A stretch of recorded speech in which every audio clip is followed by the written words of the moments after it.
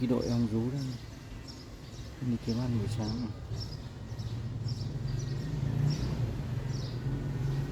Mật hoa này nhất hạng luôn.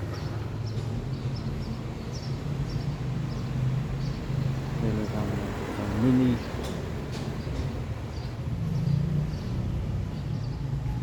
Ngay bên cái chân của nó là có hai túi phấn, nó lấy phấn nhiều nhiều.